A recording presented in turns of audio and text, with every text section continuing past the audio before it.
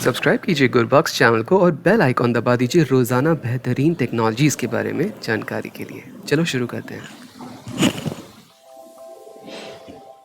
नमस्कार, मेरा नाम है गुरबॉक्स और स्वागत है आपका आज के ताज़ा टेक एपिसोड में।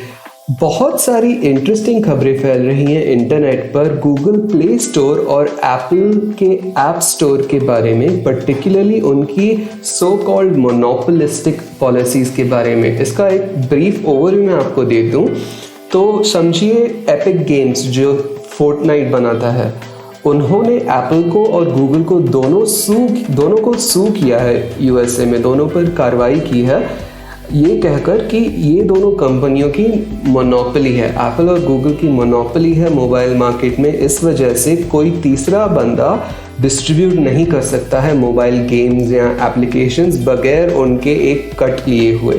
देखिए, कट लेना तो ठीक ही बात है। इस पूरे इशू के दोनों तरफ से आर्ग्यूमेंट्स मैं आपको बताऊंगा और अपनी खुद की राय भी बताऊंगा।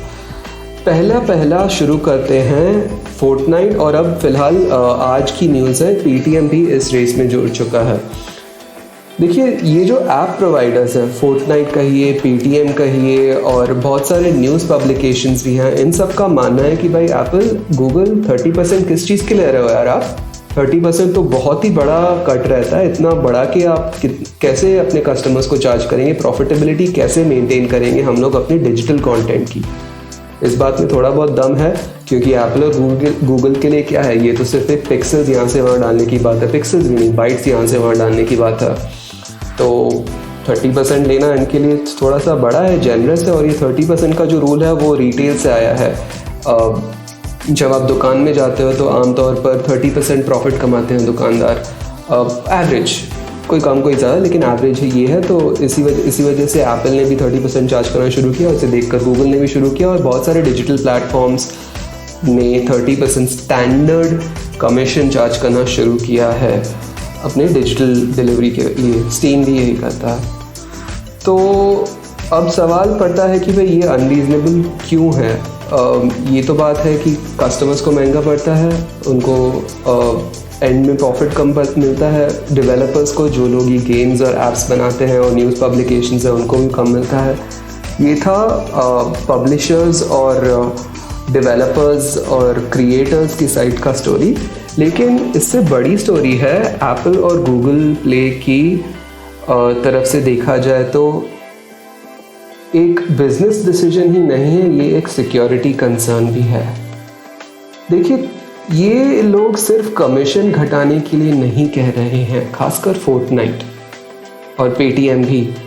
ये लोग कह रहे हैं कि गूगल प्ले स्टोर पे, एप्पल तो छोड़िए, वो अलग ही बात है, वो अगर आपका आईफोन या आईपैड रूट किया हुआ नहीं है तो बगैर ऐप स्टोर के आप नहीं ले पाओगे, ऐप इंस्टॉल नहीं कर पाओगे, या फिर आपको डेवलपर प्रोफाइल में जाके कुछ करना पड़ेगा। बहुत टेक्निकलिटी है, उसमें नहीं घुसूंगा।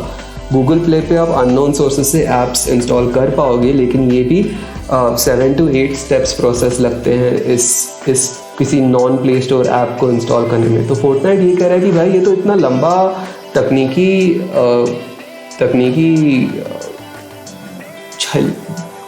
पूरा झोल है, सच कहो तो झोल है, आम आदमी तो ये कर ही नहीं पाएगा, जो सच है।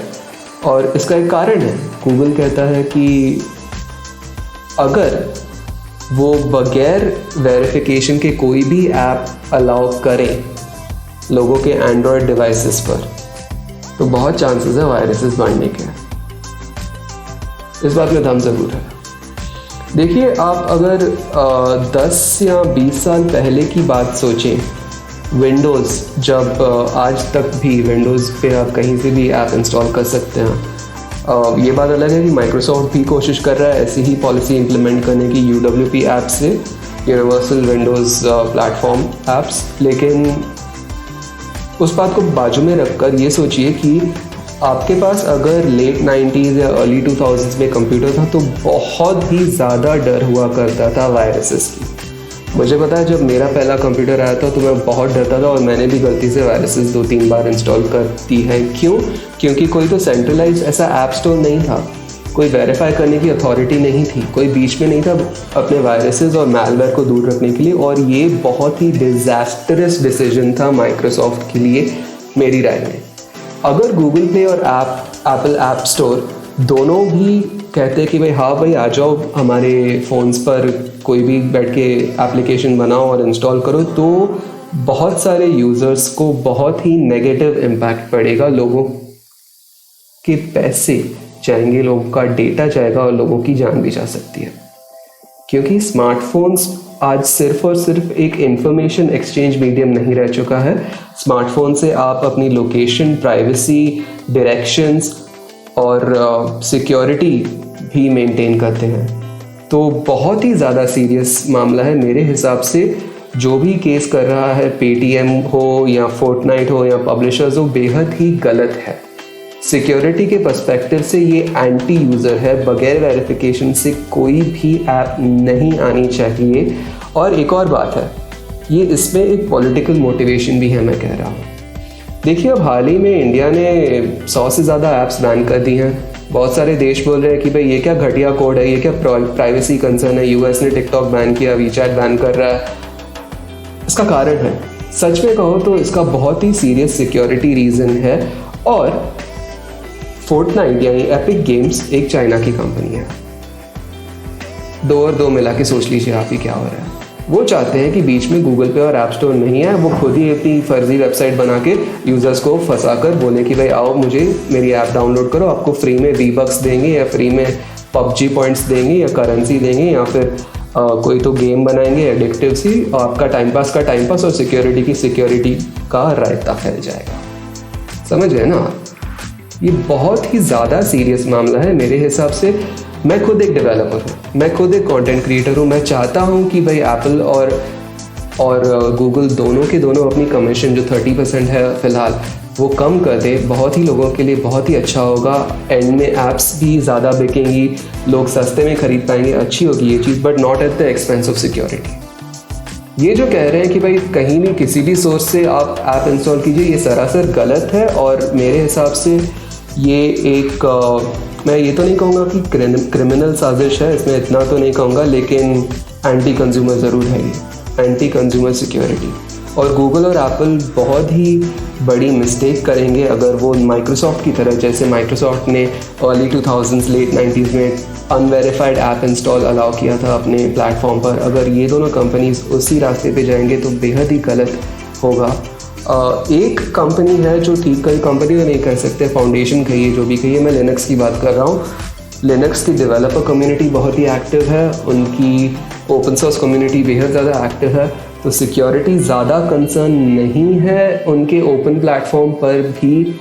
अगर वैसा कोई मिडिल रोड वाला सोल्यूशन निकल जाए तो वो आइडियल होगा। डेवलपर्स भी खुश, सिक्योरिटी भी मेंटेन रहेगी, कम्युनिटी भी बनेगी और कंज्यूमर्स को भी सस्ते में यानी ज़्यादा रीजनेबल प्राइसेस पर, बगैर एग्जॉर्बिटेंट, बगैर बड़े बड़े कंपनियों को 30% पैसे देते हुए, कमीशन देते हुए फ़ायदा मिलेगा अमेजिंग कंटेंट का।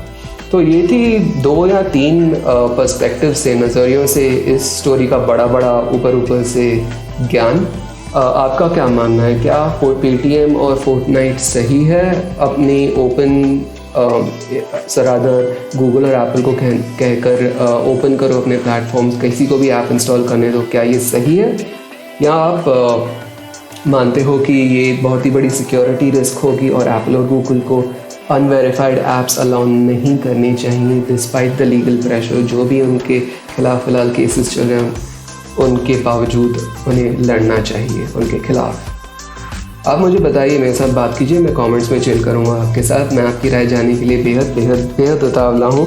वीडियो को एंड तक देखने के लिए बहुत शुक्रिया। मैं बहुत खुश हूँ कि आप यहाँ तक जमे रहे हो।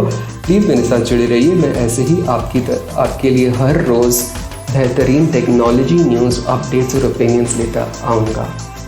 जय हिंद, वंदे मातरम।